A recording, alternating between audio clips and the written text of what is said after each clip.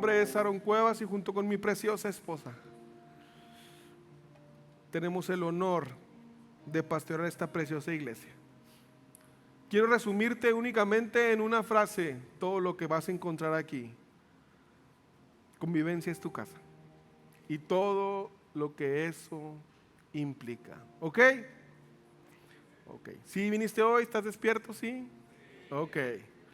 Hoy continuamos con la serie Como Jesús y veremos el tema hacer lo que Jesús hace. Nuestro versículo base, Mateo 4, 19 al 20. Jesús los llamó, vengan, síganme, y yo les enseñaré cómo pescar personas.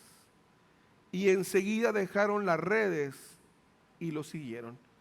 Y quiero empezar con unas preguntas simples porque apenas va comenzando el mensaje. ¿Cuál es el propósito de nuestra fe? ¿Solo creer o también actuar? De la misma forma que un entrenador deportivo no solo enseña teoría, al menos eso esperamos, eso deseamos, sino que un entrenador deportivo entrena a sus jugadores para que sean como él. A mí me daría mucha desconfianza si busco que alguien me entrene y yo no hubiera reflejado el entrenamiento en su vida. A mí me daría mucha desconfianza porque diría, ¿cómo puedo creer en todo lo que él me dice si no lo hace?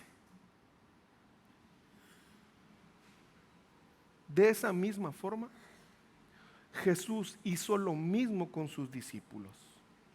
No solo les enseñó, sino que les mostró cómo vivir y los envió a hacer lo mismo. Porque seguir a Jesús implica actuar como Él actuó. Los primeros dos propósitos del discípulo es estar con tu maestro, ser como tu maestro, y esos son cambios internos. Son cosas que tú y yo podemos manejar de acuerdo a nuestra experiencia de vida, cómo nos ha ido, nuestros tiempos, nuestras formas, y eso es interno. Y la verdad es muy complicado saber, no tenemos el salvómetro para saber quién es discípulo y quién no, y gente que te dice, yo creo que él no sea salvo, y tú tienes el salvómetro, ¿cómo le haces? Porque yo no sé. Porque son cosas internas. El ser y el estar es interno. Hay manifestaciones internas que a lo mejor únicamente tú te das cuenta de las batallas que ya no tienes, o te das cuenta de las cosas que antes hacías que nadie se daba cuenta y hoy no las haces.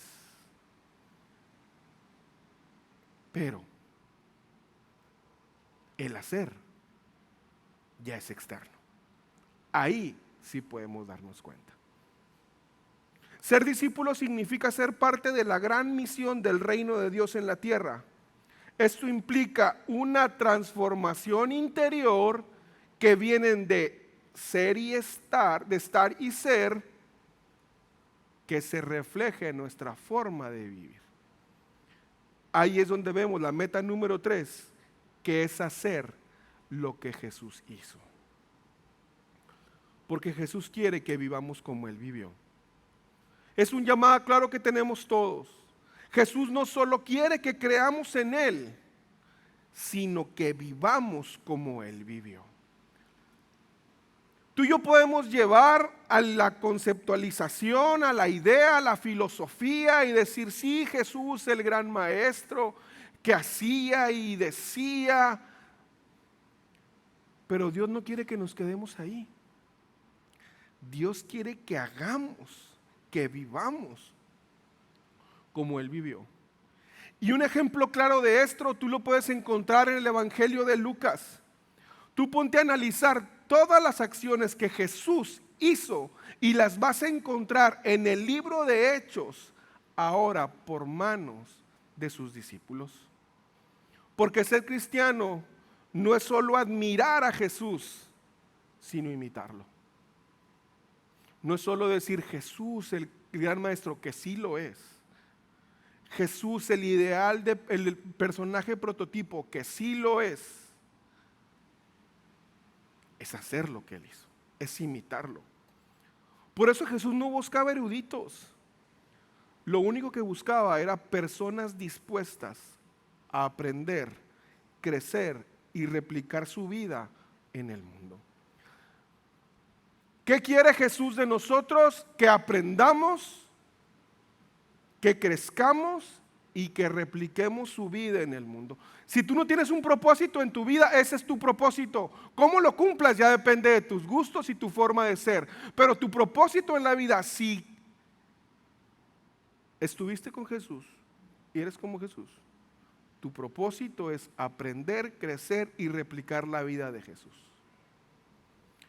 Jesús entrenó a sus discípulos en un proceso práctico que tú y yo muchas veces lo hacemos y no nos damos cuenta. Primero es yo hago, tú miras. La observación. Los discípulos al principio solo lo seguían por ahí y miraban, como lo puedes leer en Mateo 8 del 1 al 4. Es como cuando tú le dices, mira papito, tú nomás veme cómo le hago, no vayas a meter tus manitas, ve cómo lo hago yo, observa, aprende. Y si es posible, no hagas preguntas hasta el final, observa. Después es el yo hago, tú ayudas, participación. Tú puedes encontrar cómo los discípulos con el tiempo empezaron a ayudarle. Lo encontramos en Mateo 14, 16 al 20. Es cuando le estás enseñando a alguien y dices, mira, pásame el 15, 16 con punta redonda. ¿Y eso cómo es? Tienes que saber. Te encargo nada más que cuides que no se vacíe el sinfín. Pero es el sinfín, ¿cómo se va a vaciar? Yo hago, tú ayudas. Después pasamos a la práctica supervisada. Tú haces, yo ayudo. Tú puedes encontrar cómo los discípulos después de un tiempo empezaron a hacer las obras que Jesús hacía, cada vez un poco más. Lo encuentras en Lucas 10, del 1 al 3 y del 8 al 9. Es como cuando tú le dices a tu hijo, mira hijo, aprende a hacer esto. No toda la vida voy a estar aquí para hacerte las cosas. Ya me viste, ya me ayudaste, ahora tú hazle. Yo voy a estar aquí observando. Dejaré que te frustres para que entiendas que las cosas no son fáciles. Dejaré que a veces no sepas qué hacer. Yo simplemente voy a estar aquí, cuidándote de que no te pase nada. Después viene la fase del tú haces, yo nada más miro. Es cuando Jesús ya envió a los discípulos con autoridad. Al final, cada uno de los discípulos fueron enviados con toda bendición de Jesús para continuar lo que Él había comenzado. Como lo podemos encontrar en Mateo 28, 19 al 20. Es cuando tú y yo le decimos a nuestros hijos, mira, ¿sabes qué, hijo? Ya tienes que hacerte cargo de tus problemas. Ya aprende a pagar las cuentas. Ya tienes que saber que si haces mal tu trabajo te van a correr. Y no siempre va a estar papito para darte una casa y una comida. Va a haber un tiempo donde no. No siempre vas a decir, me voy a cambiar de escuela, pues porque mi papá paga. No, eso se acaba. Tienes que tomar la responsabilidad. Tienes que aprender a que hay consecuencias de tus actos. Porque ya te preparé, ya te enseñé. Ahora tienes que darte cuenta que tú puedes hacerlo. Eso es enviarlos con autoridad. Tú y yo seguimos ese proceso en muchas partes de nuestra vida. El mismo proceso que Jesús llevaba. Muchas veces tú y yo nos asombramos de que nuestros hijos no sean capaces de hacer cosas. Y la pregunta es, ¿cuándo los preparamos? ¿Cuándo llevamos este proceso? Eso funciona también a la mala, porque si no los preparas y los avientas a la vida, ¿cuándo te tomaste el tiempo? O cuando dijiste, sabes que ya no puedo estarte pagando tus desastres. Ya págalos tú, para que sepas lo que cuesta. Ahí, cuando están preparados, los envió con autoridad. Y si recordamos, cuando Jesús los manda, les da un mensaje bien así motivacional. Los envío con lobos. Pero no se preocupen, yo voy a estar aquí viéndolos.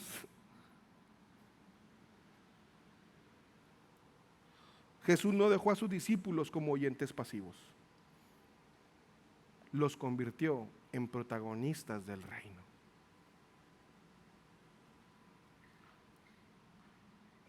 Que tú y yo no nos preocupemos porque es lo que sigue, ni en mi vida ni en la de mis hijos, trae tantos problemas.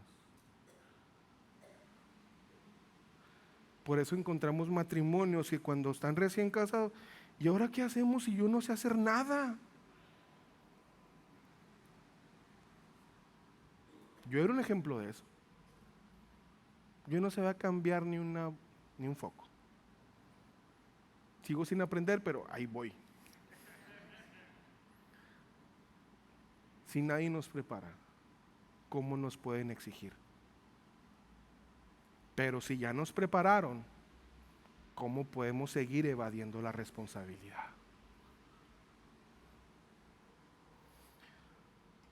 Tú y yo tenemos que preguntarnos si estamos en un proceso de crecimiento o solo estamos consumiendo información.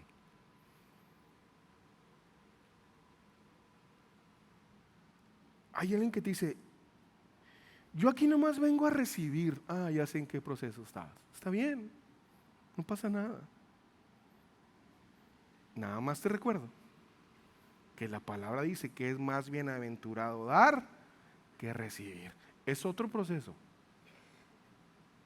A veces en una cosa estaremos en una fase y en otra cosa estaremos en otra fase. Ese no es el problema. El problema es que no sigamos avanzando. Porque si no avanzamos, retrocedemos. No hay de otra. Si Jesús nos estuviera entrenando hoy, ¿en qué fase del proceso estaríamos? Dallas Willard dijo, discípulo es alguien cuyo objetivo final es vivir su vida del modo que Jesús viviera si fuera él mismo. Había una frase que se usaba hace 20 años y hasta tenían pulseras. What will Jesus do? Es una buena pregunta.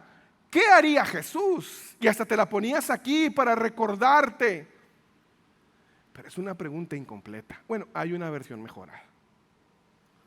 La pregunta correcta para un discípulo, ¿qué haría Jesús si estuviera en mi lugar? ¿Por qué es una pregunta correcta? Porque es muy probable que tú ni vivas, ni tengas el conocimiento, ni las amistades, ni el contexto de un rabino judío del siglo I. Tal vez tú eres una madre que hoy está batallando con sus hijos. Eres un universitario que no sabe qué hacer con las presiones de la escuela. O eres el director de una compañía que no sabe cómo crecer las ventas.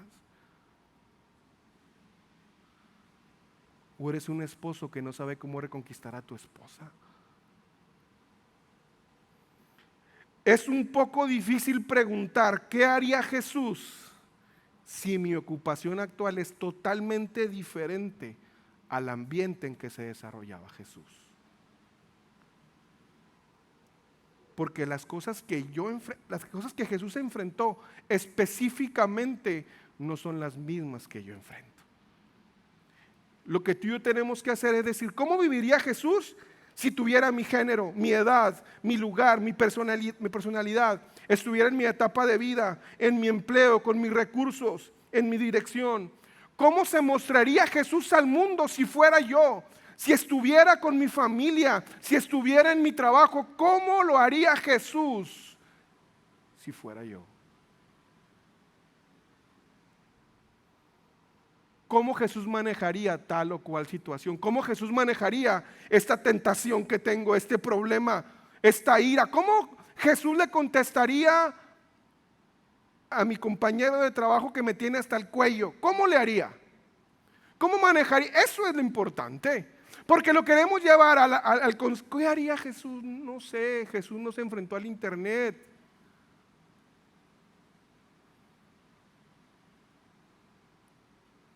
¿Qué haría Jesús si estuviera en mi lugar? Porque el cristianismo es una experiencia de vida, no una escuela de pensamiento. ¿Cómo trataría Jesús a mi esposa? ¿Cómo trataría Jesús a mis hijos? ¿Cómo serviría Jesús donde yo estoy? ¿Cómo trataría Jesús esta ansiedad que me llega? ¿Cómo le haría?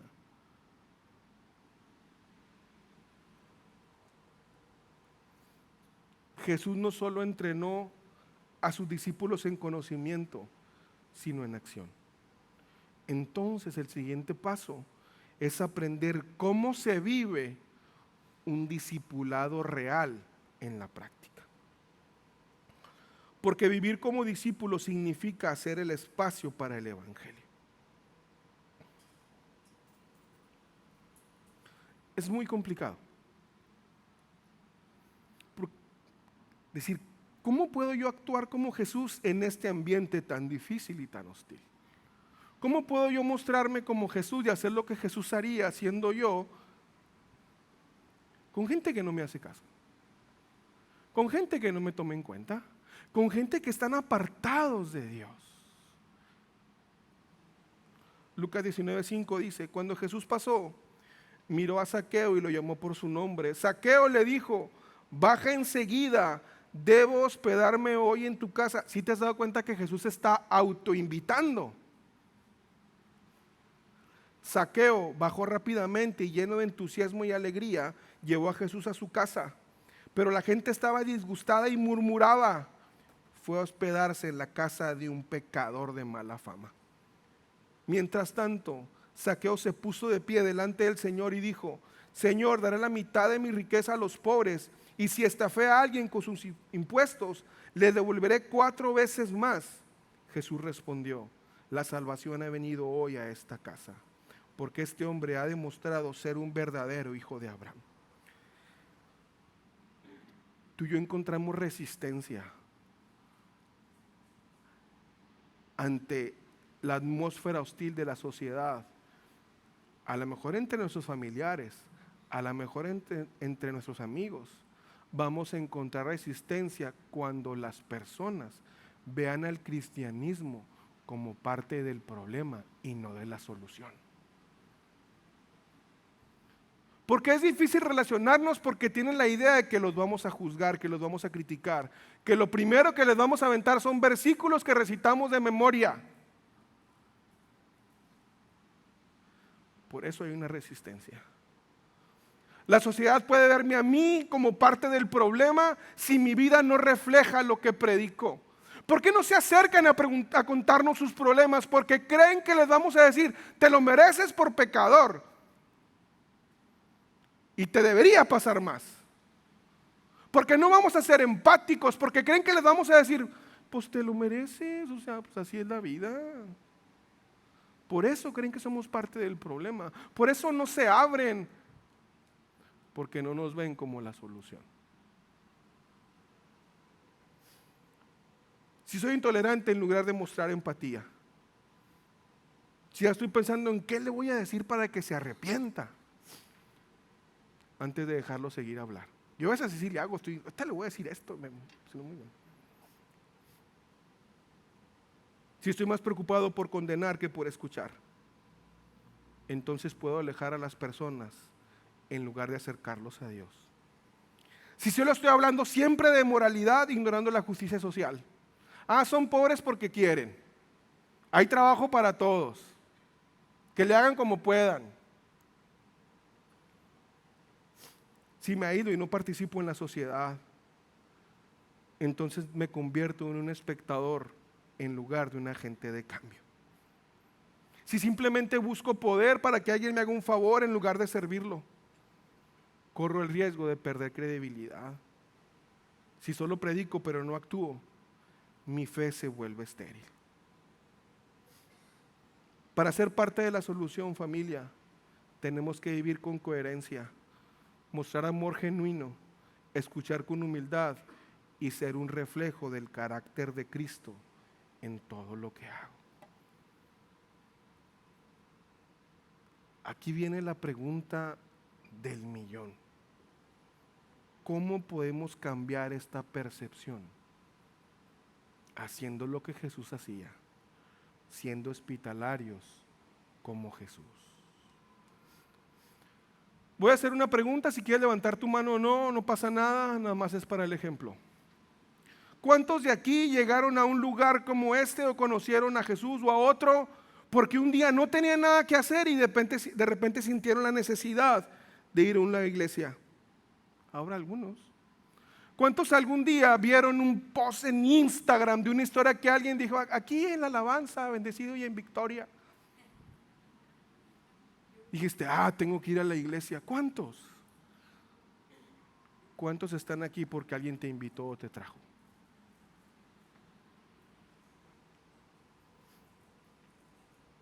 Jesús se autoinvitó a cenar con Zaqueo. Como resultado, Zaqueo se convirtió en un discípulo. Si quieres ser mi discípulo, ahí te estoy dando la clave, dime a dónde llego.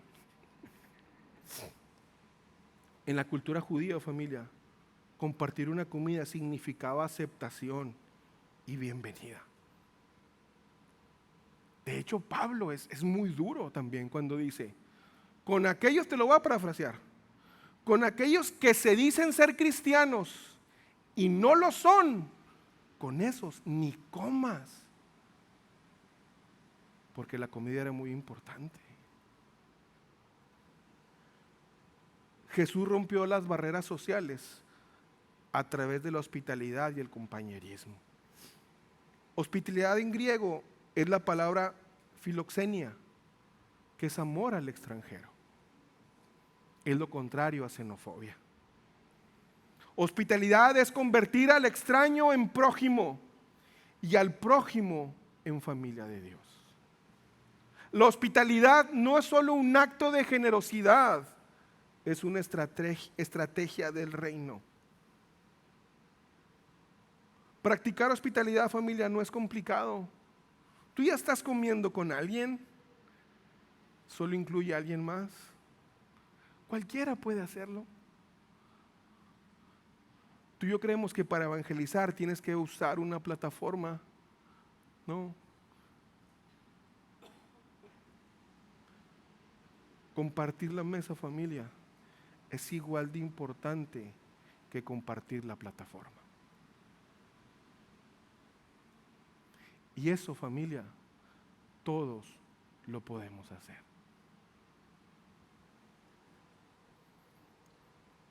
Yo quiero decirte algo, que tú y yo no estamos obligados a que las personas se vuelvan discípulos de Jesús.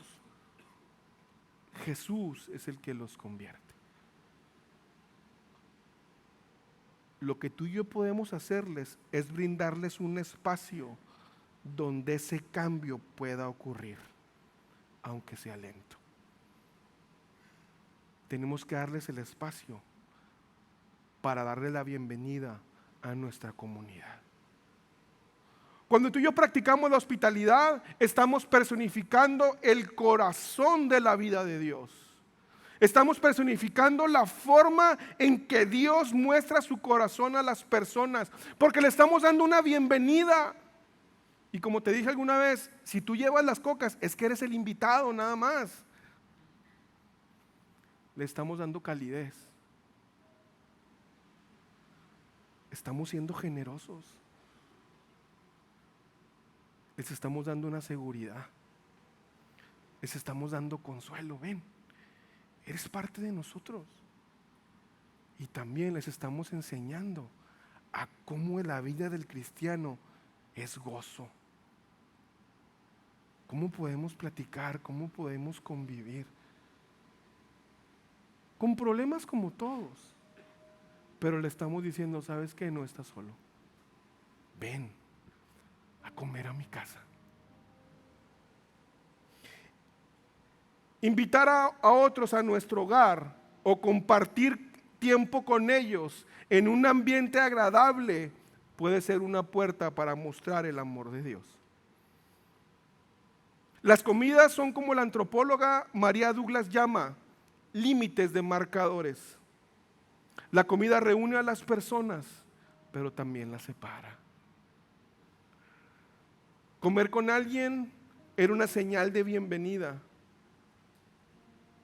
no solo a tu hogar, sino a toda la congregación e incluso con Dios mismo.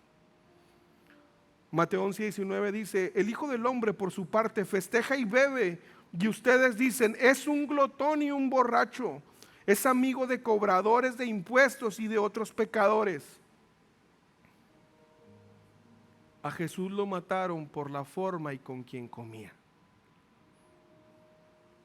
Jesús comía con todas las personas incorrectas para los ojos de los fariseos. Jesús abría su corazón y abría y compartía los alimentos con prostitutas, con evasores de impuestos, con gente tranza, con gentiles impuros. Y yo doy gracias por eso, porque por eso es que yo pude comer con él.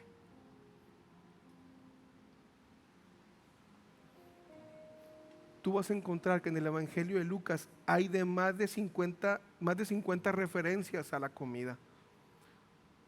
Jesús vivía en un ambiente hostil, especialmente para él. ¿Cómo los invitaba a su reino? De una comida a la vez. Jesús no solo nos llamó a vivir el Evangelio, sino también a compartirlo. Y un verdadero discípulo de Jesús no solo recibe, también comparte. Porque ser discípulo es el desafío de compartir la fe.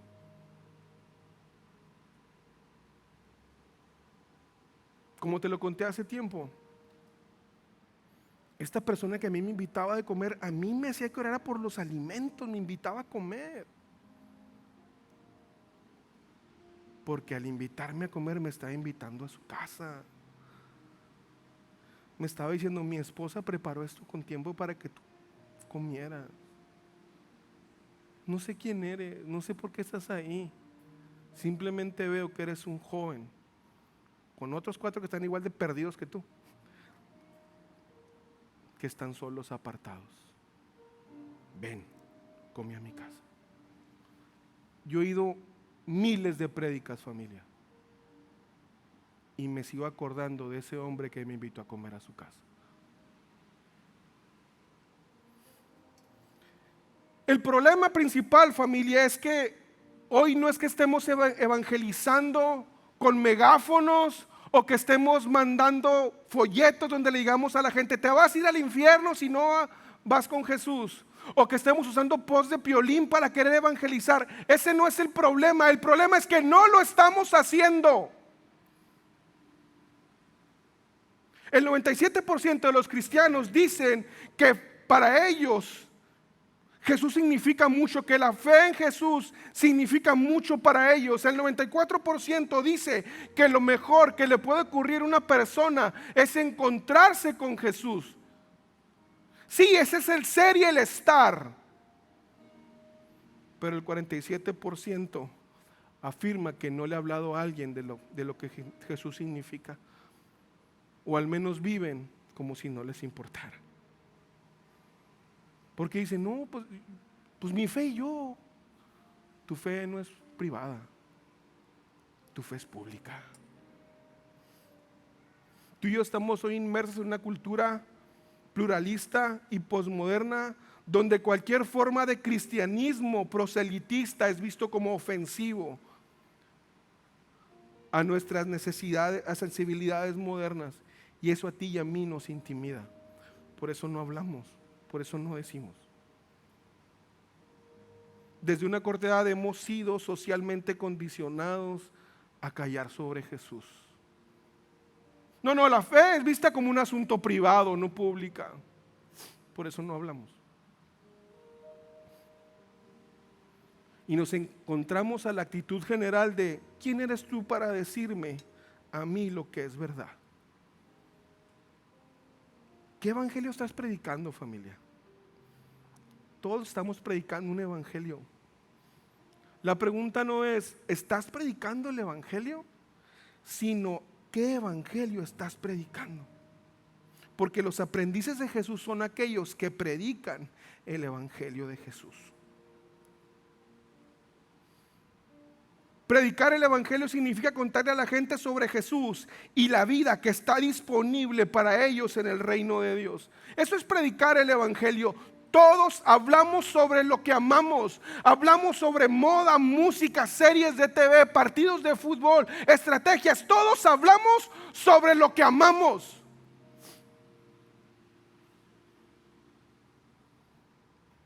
Si amamos a Jesús, tenemos que hablar de Él.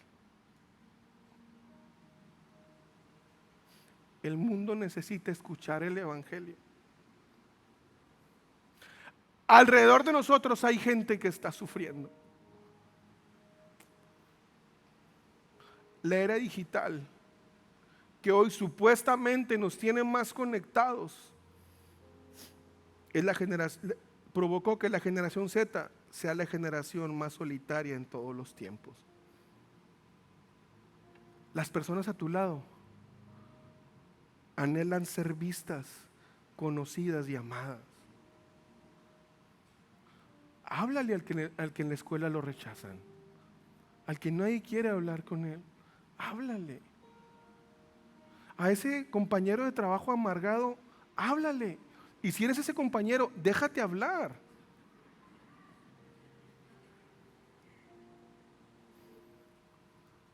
A veces, familia, somos tan bendecidos que llegamos a decir: todo el mundo. Como tengo puros amigos cristianos, todos siempre están bendecidos y en victoria, no les pasa nada, no les falta nada.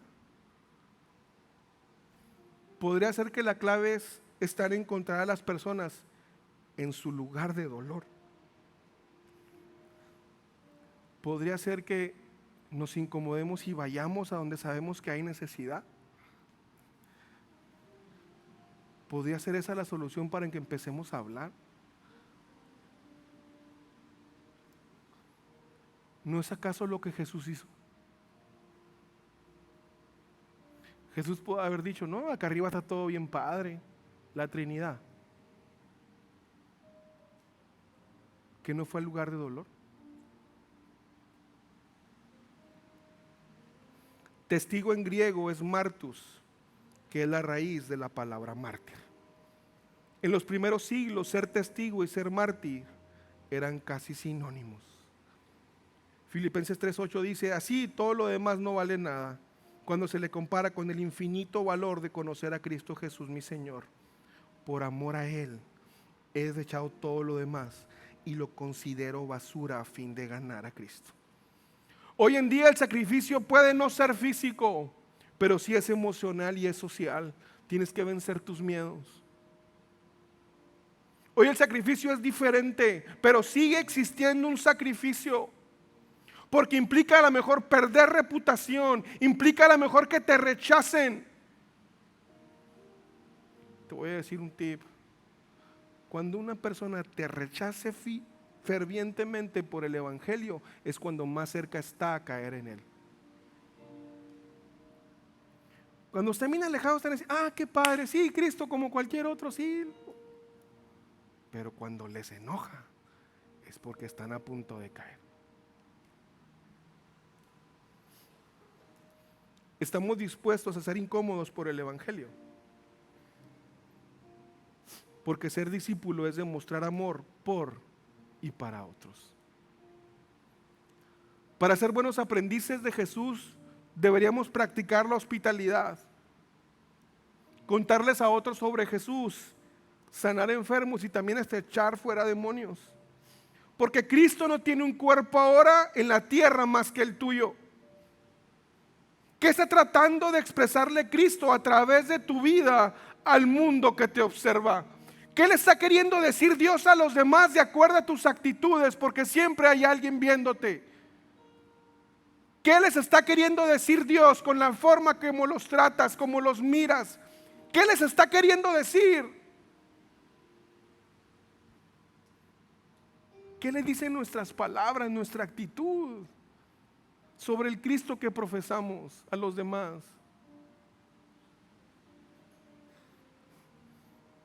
¿Cuál es tu tarea? ¿Dónde demuestras tu amor?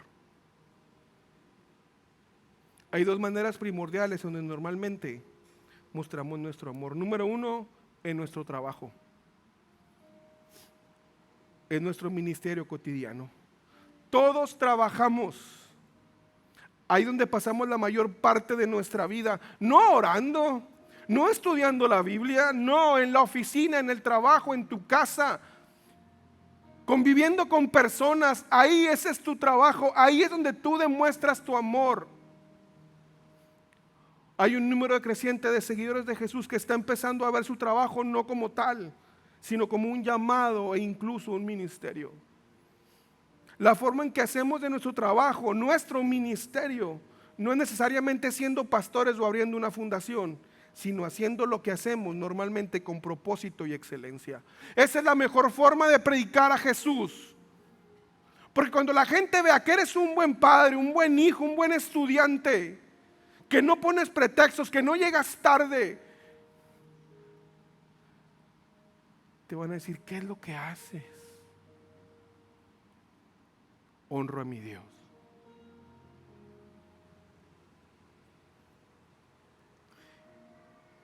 Imaginemos que haría Jesús si fuera nosotros. Si Jesús estuviera en mi trabajo, trabajaría con diligencia, empeño, integridad y humildad. Reflejaría los valores del reino en cada tarea, desde el más simple hasta la más compleja. El trabajo será su expresión de amor. Como dijo Khalil Gibran, el trabajo es amor hecho visible. Si eres chef, demuéstralo cocinando la mejor comida que puedas. Si eres maestro, demuestra tu amor formando a las mejores personas con valores y principios.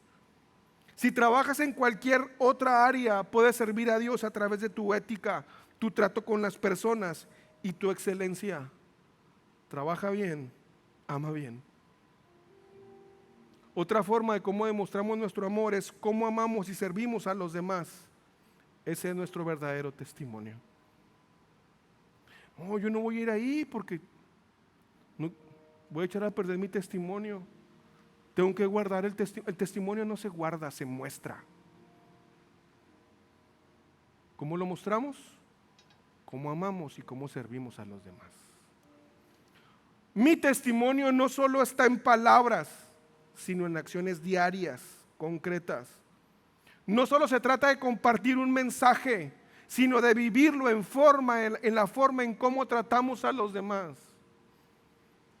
Jesús mostró su amor de manera práctica y nosotros estamos llamados a hacer lo mismo. ¿A quién ha puesto Dios en tu vida para amar y para servir? ¿Te ha rodeado Dios de personas que están perdidas? Si es así, no es coincidencia. Servir no es solo para ciertos momentos especiales, sino para la vida diaria. Y con eso termino. ¿Cuál es el propósito de nuestra fe? No solo creer en Jesús, sino vivir como Él vivió. Discipulado no es solo conocimiento, es acción. Jesús nos llamó a ser pescadores de hombres, no espectadores de la fe. ¿Conoces a alguien que esté lejos de Dios? ¿Qué rostro viene a tu mente mientras escuchas esta pregunta? ¿A quién ha puesto Dios en tu vida para que lo ames y para que le sirvas? El mundo necesita menos espectadores y más hacedores. Porque el discipulado no es un evento, es un estilo de vida. Todos podemos compartir el evangelio. Todos podemos amar a alguien. Todos podemos dar una sonrisa. Todos podemos invitar a comer a alguien. Todos podemos hacerlo. Jesús no tenía un plan B. Nosotros somos su plan A. Jesús nunca evadió. Romanos 10:5 dice, y con esto voy a terminar. Porque de la justicia que es por la ley de Moisés escribe así: el hombre que haga estas cosas vivirá por ellas. Pero la justicia que es por la fe dice así: no digas en tu corazón quién subirá al cielo, esto es para traer abajo a Cristo, o quién descenderá al abismo, esto es para subir a Cristo de entre los muertos. Mas ¿qué dice? Cerca de ti está la palabra, en tu boca y en tu corazón. Esta es la fe, esta es la palabra de fe que predicamos, que si confesaras con tu boca que Jesús es el Señor y creyeras en tu corazón que Dios lo levantó de los muertos, serás salvo. Porque con el corazón se cree para justicia, pero con la boca se confiesa para salvación. Pues la Escritura dice: todo aquel que en él creyere no será avergonzado. Porque no hay diferencia entre judío y griego, pues es el mismo que es Señor de todos. Es rico para con todos los que le invocan, porque todo aquel que invocare el nombre del Señor será salvo. Y lo que sigue son únicamente palabras para discípulos, no es para todos. ¿Cómo pues invocarán a aquel en que no han creído? ¿Cómo vendrá tu familia si no se los muestras? ¿Cómo vendrán tus amigos si no les muestras lo que es amar a Dios? ¿Cómo? ¿Estás esperando que un día les llegue una revelación? No va a pasar. ¿Cuánto ha pasado? ¿Estás esperando que vean un post de los que subes en Instagram? No va a pasar. Y si pasa, me lo traes y oras por mí.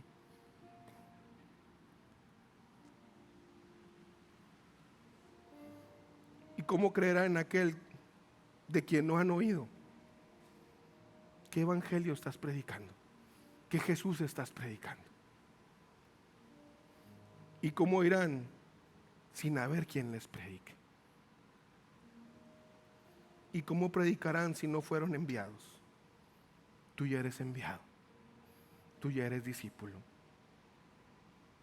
Como está escrito: cuán hermosos son los pies de los que anuncian la paz, de los que anuncian buenas nuevas. Si no lo hacemos nosotros, ¿quién lo hará, familia? ¿Quién le va a hablar a tu familia, a tu vecino? ¿Una prédica en TikTok? ¿Quién los traerá? ¿Estás listo para vivir como si Jesús viviera en tu lugar? Si tú quieres más de Dios, familia, tienes que darle más de Dios a otros. Acompáñame ahora para terminar.